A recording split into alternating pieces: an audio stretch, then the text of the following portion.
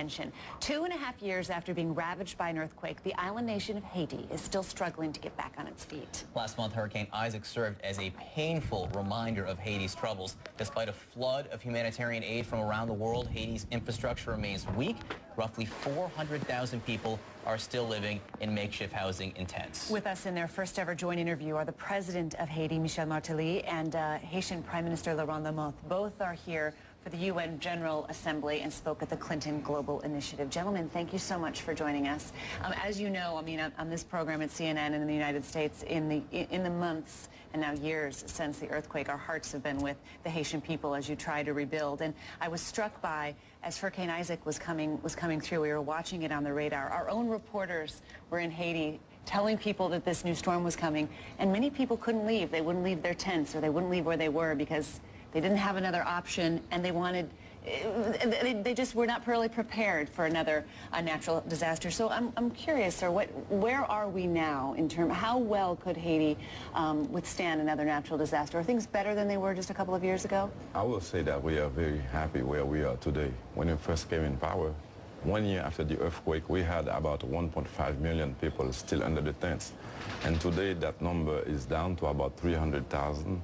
And it tells you how far we came and how well we're doing. So you were elected president after the earthquake. And when I came into power, first of all, during campaign, I promised to the people that I would take them out of the tents. And after promising, we started working. So we came into power ready for this job. And barely 1 year after I came in power, we have only 300,000 people under the tents, and we're still moving. 300,000 people under the tents. Where are you moving them to? How well are you building out the infrastructure? We have a very well elaborated program, and that's why it takes time, because we don't just pay them to get out. We either rehabilitate their homes that have been destroyed, or we pay a whole year for them so they can have a better place to stay. Mr. Prime Minister, I know that you suffered loss of life after that Hurricane Isaac. How well is the island prepared now? Well, right now we're better prepared. We have a very strong risk, disaster, and prevention management program. Yesterday we had a meeting with the representative of the Secretary General of the United Nations on this. Right now we're investing public funds and putting it into the public budget to be better prepared financially for it. We have the support of several countries to come and assist us into the disaster prevention and management strategy that we have. Haiti is we're building 10 hurricane shelters, which never existed in the country. Right now, next year, we'll have a place to take the people into shelters and into assisting them. So many of our reporters who were in Haiti for Hurricane Isaac, what they were telling us was that some of those people in the tents, some of the 300,000 people, they didn't even know the storm was coming. And even if they did, they had nowhere to go. How do you fix that problem? Well, first of all, I will say that they were aware of it, except that they felt alone. And we did our best by taking the kids and the women to schools, so they could spend that moment there. It wasn't easy. It was the very first. And in Haiti, trying to do this type of movement, they were never done before. It's like on the education system. We're having problems today, but we have been able to put more than 1 million kids in school.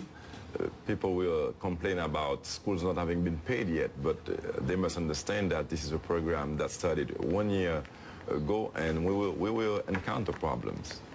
I know that the United Nations Office of the Special Envoy for Haiti, which is run by Bill Clinton, announced that they've got $2.8 billion dispersed into the recovery effort, another $2.5 billion still available. Do you feel like progress is being made, that the money is being used wisely? Because in this country, there's a big election year debate about foreign aid, aid that is spent in other countries that, some Americans feel like they don't see results.